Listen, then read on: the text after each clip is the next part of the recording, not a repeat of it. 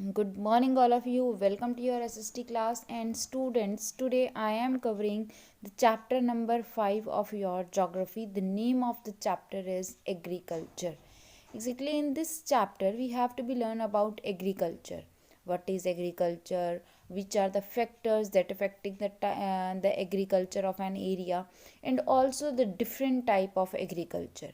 In the last of the chapter, we have also a comparison between the type of agriculture that works in our country, India, and also in USA. Okay, so this all is about your agriculture. And now let us start the chapter.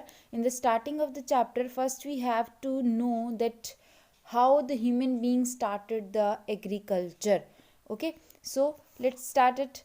In the previous chapter, we have read about the importance of various resources like land, soil, water, plants, etc. In this chapter we will studied about agriculture. Okay, तो पिछले chapter में हमने क्या पढ़ा था? Land, soil, water and plants क्या होती हैं. In the chapter 1, 2 and 3 resources पढ़े थे हमने, और उसके बाद इनके बारे में पढ़ा था. Okay, now in this chapter we have to be studied about agriculture. हम एग्रीकल्चर के बारे में पढ़ेंगे and what is the importance of agriculture for the human being, for the mankind. Okay, let us come on the next para. We know food is the basic requirement of human being. We all know that food is the basic requirement. Without food we can't survive. खाना हमें अगर 2 दिन ना मिले तो हम survive नहीं कर पाएंगे, हमारे लिए मुश्किल हो जाती है. ठीक है, तो हमारे सर्वाइवल के लिए food is a necessary thing, is a basic requirement.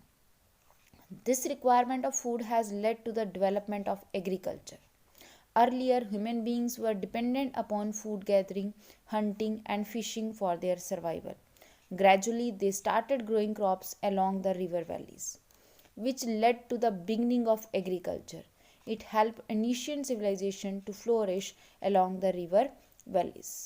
Okay, so earlier human being were dependent upon food gathering. सबसे पहले इन जो हम here we are talking about the early human being, early man अपने food के लिए किस पर डिपेंड करता था? गैदरिंग पर. जब वो जंगलों में घूम घूम कर फूड को इकट्ठा करता था, हंटिंग करता था और फिशिंग करता था. धीरे धीरे दे स्टार्ट ग्रोइंग क्रॉप्स. उसने क्या सीखा? उसने क्रॉप्स को उगाना सीख लिया. That we all read this in our history book in class 6. Being along the river valleys, crops कहाँ उगाता था? रिवर वैलीज के पास में. Which led to the beginning of agriculture.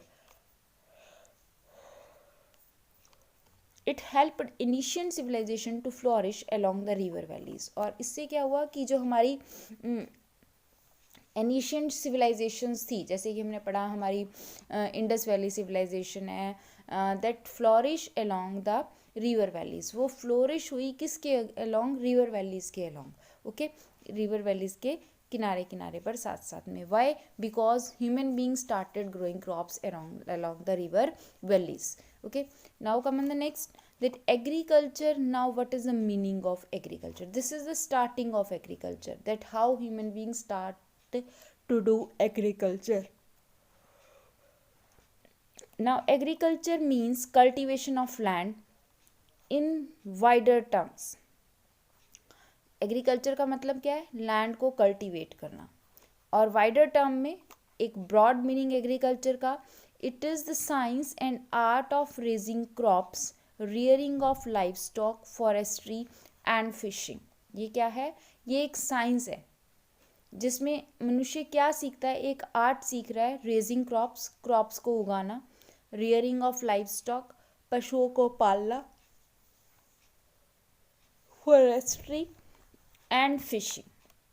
Forestry, जंगल में हम क्या कर सकते हैं, क्या किस तरह से वर्क कर सकते हैं. और fishing. So we can say that rearing of livestock, forestry and fishing is also come under the agriculture. Okay, mainly it is cultivation of land. Land को जब हम cultivate कर रहे हैं for different crops, that is called agriculture. Okay, now here we have to be learn what is the importance of agriculture. Why the agriculture is important for us? As we all know that in the last para we learned that food is a basic requirement, and when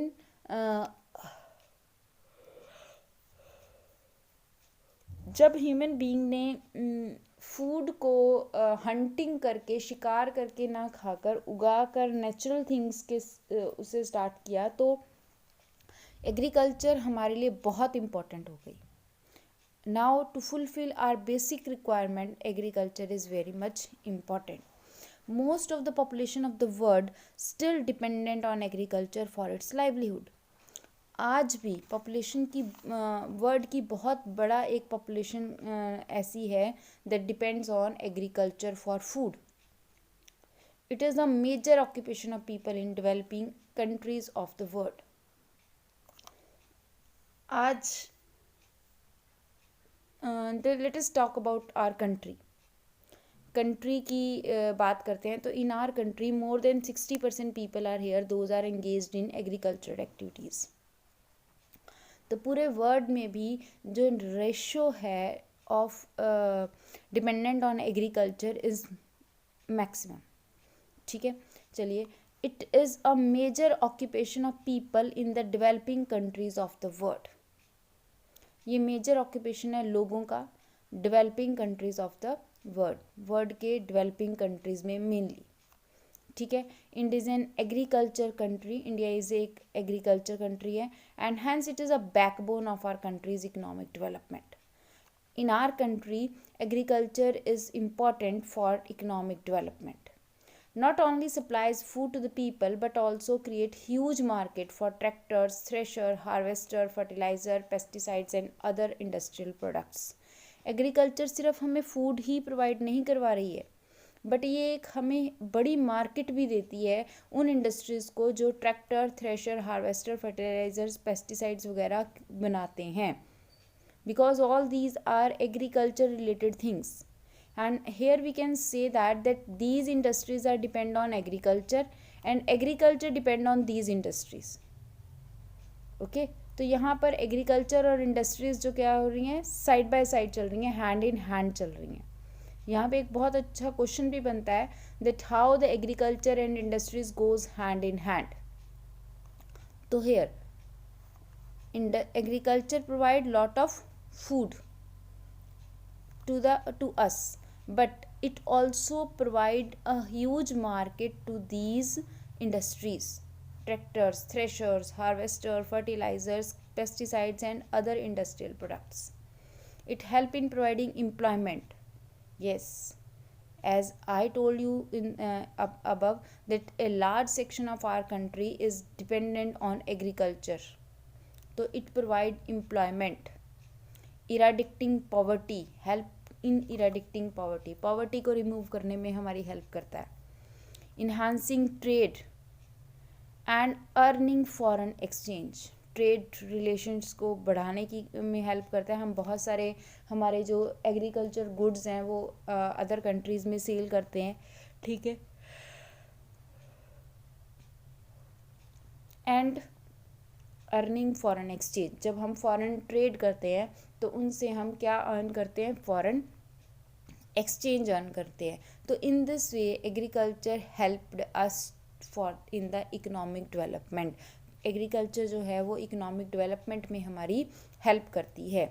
agriculture also plays an important role in strengthening the global relation by encouraging international trade of agriculture products.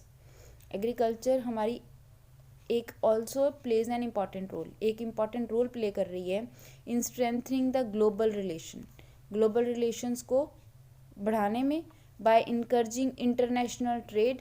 International यानी कि throughout the world, हमारे world trade को increase करने में, और trade of agriculture products, जो मैंने अभी आपको बताया कि हम बहुत सारे एग्रीकल्चर गुड्स को क्या करते हैं, उनको बाहर एक्सपोर्ट करते हैं, उनका ट्रेड करते हैं. ठीक है.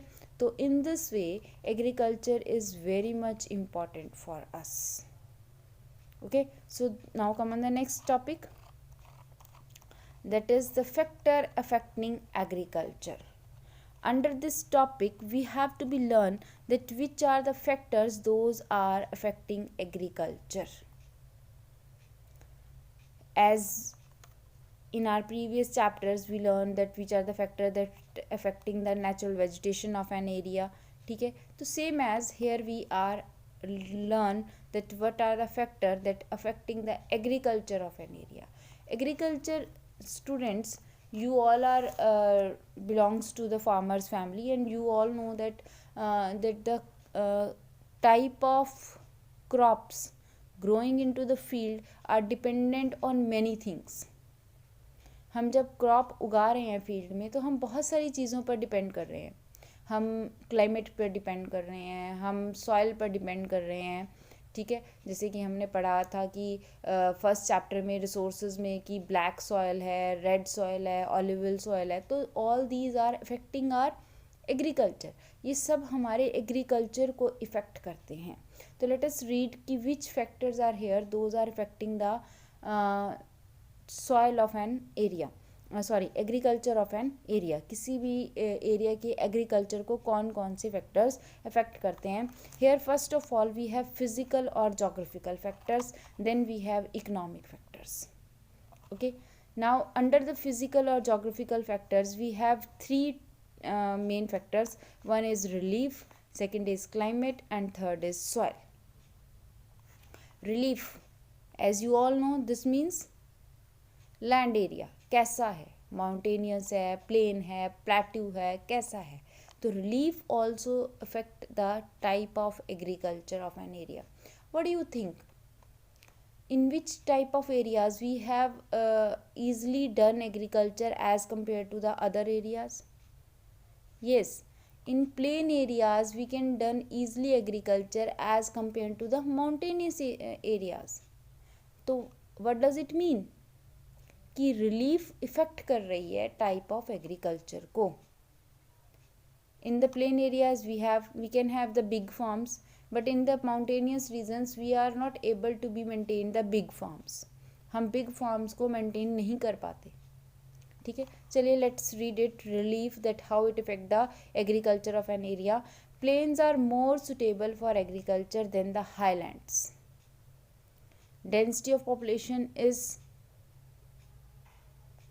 Gaining high in plants. ठीक है, डेंसिटी ऑफ पॉपुलेशन भी कहाँ होती है, प्लेन्स में ज़्यादा होती है. This help in providing cheap labour and market for farm products. और ये हमारी हेल्प करता है चीप लेबर और मार्केट प्रोवाइड करवाने में for farm products. Farm products मतलब the products that we are producing in farms, in agriculture, in fields. ठीक है, उन फील्ड्स के प्रोडक्ट्स को चीप लेबर भी प्रोवाइड करवाने में हमारी हेल्प करता है और उसके लिए मार्केट भी हमारे में प्रोवाइड करवाने में हेल्प करता है plain area.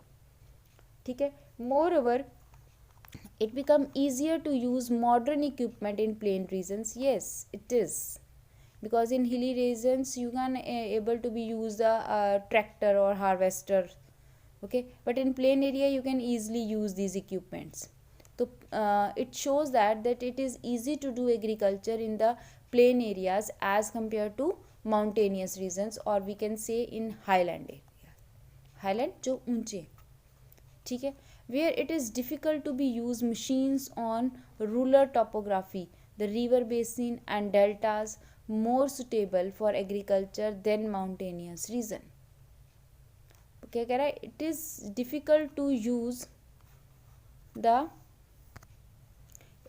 difficult to use the machine on rough topography. The river basin and deltas are more suitable for agriculture than mountainous region. machines को हम rough topography पे नहीं यूज़ कर सकते. river basins, river के आसपास का एरिया, और deltas एग्रीकल्चर के लिए ज़्यादा suitable है as compared to the mountainous region. Okay, so in this way relief affect the agriculture of an area. Now come on the next topic, that is climate. Yes, climate is also highly effective to agriculture. How? As you see, आप अपने surrounding में ही देखते हैं कि जैसा climate होता है हम वैसी ही क्रॉप को उगाते हैं, वैसी ही क्रॉप हम कल्टीवेट करने की कोशिश करते हैं। इन विंटर सीज़न हम वीट की क्रॉपिंग करते हैं, समर सीज़न में हम राइस की क्रॉपिंग कर रहे हैं। क्लाइमेट बहुत ज़्यादा इफ़ेक्ट करता है, ठीक है। तो agriculture is highly sensitive to climate variability. Each crop has its own requirement of temperature and rainfall. हर क्रॉप की अपनी अपनी रिक्वायरमेंट्स हैं टेम्परेचर और रेनफॉल को लेकर। किसी क्रॉप के लिए कितना टेम्परेचर चाहिए, किसी के लिए कितना, ये सब हम पढ़ेंगे इसी चैप्टर में आगे। That's why the variation in climatic condition support different patterns. और यही रीज़न है कि क्लाइमेटिक कंडीशन जो हैं वो डिफरेंट पैटर्न्स बताते हैं एग्रीकल्चर के। For example wheat is a crop of temperate region, wheat temperate region की क्रॉप है। And rice grows well in tropical region, और राइस जो है वो ट्रॉपिकल रीजन में ज़्यादा अच्छा होता है। Growing season is long in equatorial and tropical regions. हमारा जो ग्रोइंग सीजन है वो ज़्यादा लंबा होता है इक्वेटेरियल जो इक्वेटर के आसपास के एरियाज़ हैं, वहाँ पर क्लाइमेट अच्छा है, गर्म है, इसलिए वहाँ पर क्रॉपिंग सीजन ज़्यादा हो जाता है। ट्रॉपिकल रीजन भी सेम है, बट अगर हम पोलर रीजन में चले जाएं या हम सब ट्रॉपिकल रीजन्स में चले जाएं, टेम्परेट जोन में चले जाएं, तो वहाँ पर हमारे पास क्लाइमेटिक कंडीशंस इतनी अच्छी नहीं रहती हैं to the same in temperate regions, right. So let us read it again कि एग्रीकल्चर जो है वो क्लाइमेट को लेकर बहुत ज़्यादा सेंसिटिव है। हर क्रॉप को अपनी रिक्वायरमेंट होती है टेम्परेचर और रेनफॉल की, इसीलिए डिपेंड करता है कि कहाँ का क्लाइमेट कौन सी क्रॉप को स्टेबल कर रहा है, ठीक है। Now climatic condition support different patterns, और क्लाइमेटिक कंडीशन डिफरेंट पैटर्न को सपोर्ट करती हैं। जैसे वीट जो है हम टेम्परेट रीजन में उगाते हैं और राइस जो है हम ट्रॉपिकल रीजन्स में उगा रहे हैं। ग्रोइंग सीजन लंबा कहाँ हो जाता है, इक्वेटेरियल बेल्ट्स में। इक्वेटेरियल जो इक्वेटर के आसपास के एरियाज़ हैं वहाँ पर जो ग्रोइंग सीजन है वो इंक्रीज़ हो रहा है, क्योंकि वहाँ पर गर्मी ज़्यादा देर तक रह रही है, ठीक है। तो this shows that climate effect the agriculture of an area. Climate जो है वो एग्रीकल्चर को इफेक्ट कर रहा है किसी भी एरिया के, okay. The next topic is soil. Soil also effect the agriculture. In the areas where soil is fertile, we have very good agriculture, and in the soil, the areas where we have the less fertility of soil or infertile soil, we are not able to do the agriculture in that areas.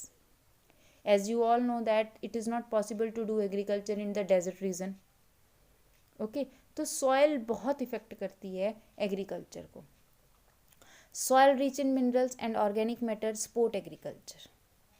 Chemical composition of fertility of soil differ from place to place. Chemical composition her area में differ होता है soil का। किसी area में कुछ type of chemicals मिल रहे हैं और किसी में कुछ, जैसे हमने टाइप ऑफ सॉइल्स पढ़े हैं, ठीक है। And each crop has its own requirement of soil. Her crop की अपनी रिक्वायरमेंट है। जैसे हम पढ़ते हैं कि cotton is growing well in black soil, तो मतलब black soil is good for cotton cultivation. तो यहाँ पर टाइप ऑफ सॉइल डिपेंड कर रहा है क्रॉप के ऊपर, ठीक है। ऐसे ही olive oil is very much fertile soil, ठीक है। ऑलिव ऑयल सबसे ज़्यादा फर्टाइल सॉइल है, ठीक है। चलिए, according to the soil type a large variety of crops are growing in different parts of the world. Olive oil, black soil are most fertile soil for agriculture. ये दोनों बहुत important और most fertile soil हैं for the agriculture. So this is all about your physical or geographical factors that affecting the agriculture of an area. The next is economic factors, but today I am not discussing this.